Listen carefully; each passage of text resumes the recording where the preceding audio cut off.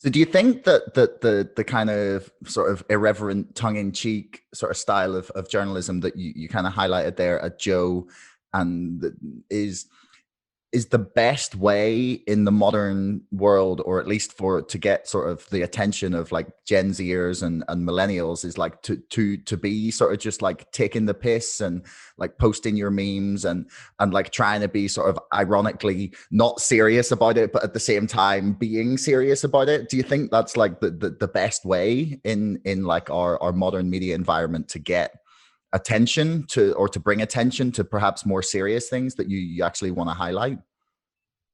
Yeah, so I think if you were to scroll through the Politics Joe Twitter feed, I think, obviously the standout, and often the things that do travel the furthest are those sort of viral, piss take, funny edits. Although they still speak to, they still speak to a broader truth. They still speak to something important in our politics. Then I'm not saying they don't have any value, but I think what they also serve to do is they bring people to your platform. They increase the amount of followers you have. They put eyeballs on your brand, and then as I said, if you scroll through that feed, the majority of the stuff we publish on there is not sort of totally sort of satire or just sort of comedy or memes. There's a lot of hard editorial too. For a publisher like us, I think it serves a purpose because it acts as that funnel, if you like. It broadens the funnel, it brings people in, and then you can show them other things and you can talk to them about broader, more serious stuff. But yeah, like the power of the meme and the politics of the meme. I mean, I'm sure it's the basis of basically every single undergraduate dissertation that's written in any politics department across the country. But like, it's true. Like, look, okay, so Bernie Sanders at inauguration with his mittens, that's been turned into merch on his website that's now been sold for millions of dollars, and is all going as is going as charitable donations. He's raised millions of dollars for charity via this meme, right? That's a clear example. It's not just like an online thing that only kids are into. Like, there are tangible, like, if you know how to use it properly, there are tangible real world benefits to this stuff. And even if it's just shifting people's perceptions, still really important. But yeah, like, obviously AOC, another example, right? I know I'm giving you American examples, but like, AOC is on Twitch. She often does Instagram lives. She has millions of followers, and as a result of this, has this huge groundswell of sort of grassroots supporters behind her. Again, slightly more sinister, but still focusing on digital and social media, looking at sort of 2016 Brexit referendum, the use of micro-targeted ads by the Leave campaign, which, they dumped basically their entire budget into that. I mean, just follow the money. If that's what they're doing, they obviously think they're getting dividends from it. They obviously think it's important. And same for political campaigns now. Digital spending just is increasing and increasing and increasing. The work by the Tories in the 2019 general election, what they were doing on social was incredibly clever. You might disagree with it ethically. For example, like, rebranding your party political account as like a fact check account. But it's awful. The thing about that is okay, everyone starts saying, okay, the Tories have, this is outrageous, they've rebranded themselves as an objective fact checker account, and then it's then on all the news bulletins. But what else are they saying on the news bulletins? They're also carrying the Tory message. They're also saying the Conservative Party rebranded itself as a fact check account, and during the leaders' debate, fact checked Jeremy Corbyn's speech. Well, even if that's the limit of the news bulletin, on radio, on TV, on a subconscious level, people are still going, oh yes, the Tories were fact checking Corbyn, right on, or whatever. And so it's like, I think the way they used social media during the election campaign was incredibly intelligent, and actually often left Labour in the dust. I mean, it's interesting that they managed to leapfrog Labour in that 2017.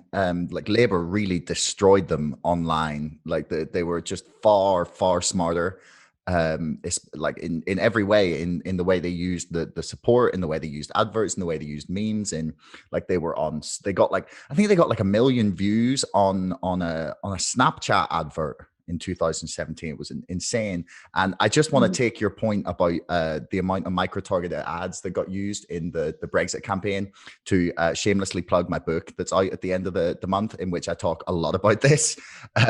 Like the one of the biggest points I make is that the Leave campaign paid for 1 billion advert impressions, like 1 billion.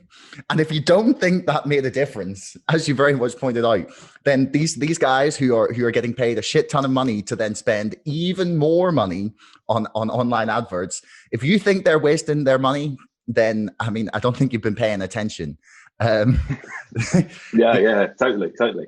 Yeah, and the other one that I definitely think is important is like Donald Trump wouldn't have been president without the memes. He literally just got memed into the presidency, to steal a phrase from Tim Pool. Like I can't, like the memes, like they made his victory worth it for me. Like it was so funny. So this is a really good point. And you know, I saw it when I was over in America covering the last election. We went to this Voters for Trump rally in Florida, and it's insane. There's thousands of boats, you know, going down this waterway.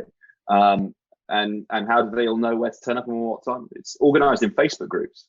Like there's this enormous power behind what they were doing, and also as well the sort of the counterintuitive way it's sort of what Bush did.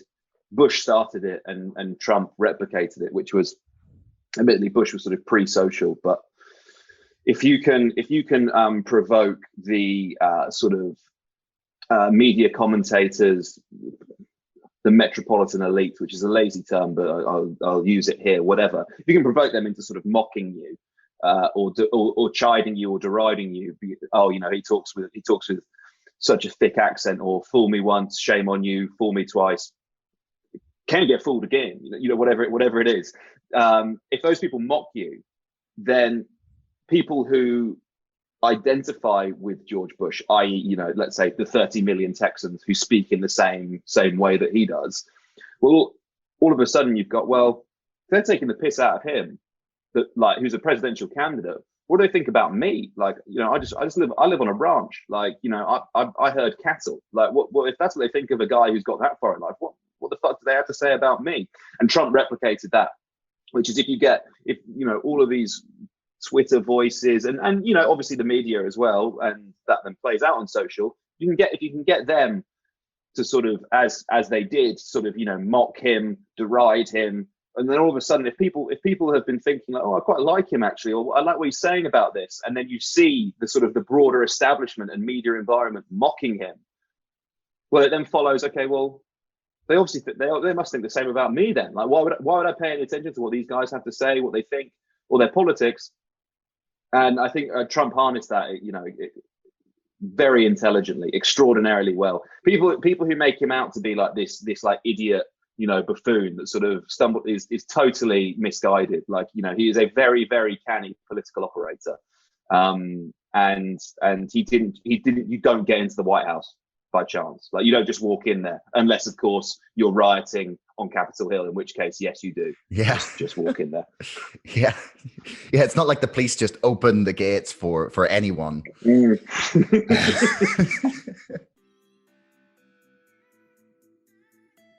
Thanks so much for listening. If you haven't already and you enjoyed this episode, please subscribe to this podcast and to our mailing list. And don't forget, my book, Brexit, The Establishment Civil War, is now available for pre-order on Amazon. You'll find the link in the description below.